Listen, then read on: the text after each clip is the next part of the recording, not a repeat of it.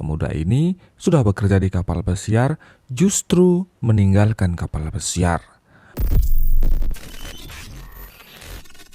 Jika kebanyakan masyarakat pemuda Bali bermimpi dan bercita-cita untuk bekerja di kapal pesiar dengan berbagai cara, namun pemuda yang satu ini berbeda sama Tony Istana Channel.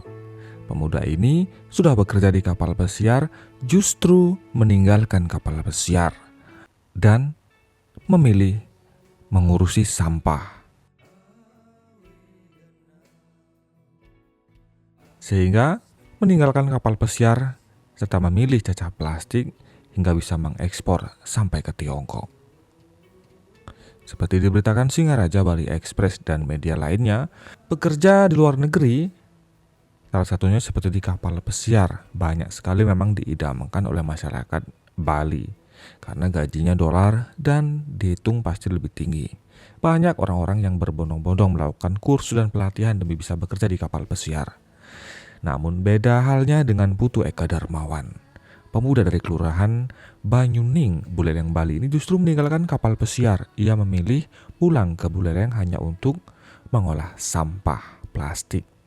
Hasrat itu muncul ketika ia bekerja di kapal pesiar. Ia melihat proses pengolahan limbah plastik di kapal tersebut.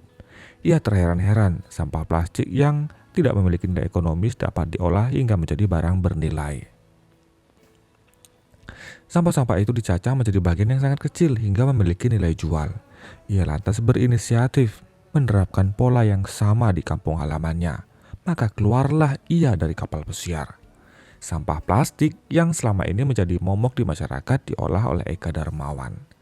Sepulangnya ia dari kapal pesiar yang membawanya melaut bertahun-tahun, ia lantas mendirikan rumah plastik pada tahun 2016. Ia menilai Buleleng masih terkendala akan keberadaan sampah plastik yang jumlahnya terus meningkat setiap hari. Terlebih kesadaran masyarakat yang masih membuang sampah sembarangan. Usaha pengolahan sampah plastik ini dibuat di Desa Petandekan, Kecamatan Buleleng dengan brand Rumah Plastik Singaraja. Tentu upaya pengolahan sampah ini tidak hanya dalam bentuk fisik seperti rumah cacah ini. Namun Eka juga membangun jaringan bisnis dan mempelajari standar kualitas hingga pemasaran cacahan plastik. Saya buat ini karena melihat populasi sampah semakin hari semakin banyak. Proses pemilihan antara plastik dan non-plastik juga kacau. Jadi saya dirikan ini untuk mencacah sampah plastik, kata dia.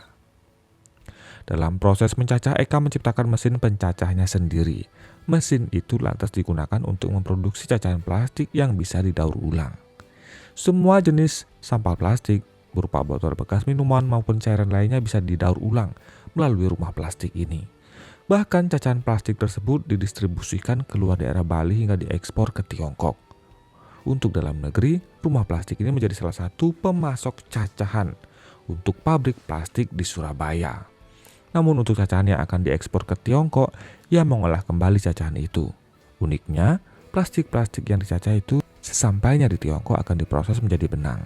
Dari benang itu dibuat kain dan dari kain itu akan menghasilkan produk baru. Tapi sementara pakai plastik bekas, botol-botol minuman, oli atau yang lain. Kalau pembungkus makanan dan kresek belum bisa diolah di sini, ungkapnya. Sejak berdiri tahun 2016, rumah plastik mampu mencapai 500 ton cacahan sampah plastik. Ide ini tentu sangat brilian sama Tony Istana Channel. Bagaimana ia kini bisa mengekspor cacahan plastiknya sampai ke Tiongkok, Cina.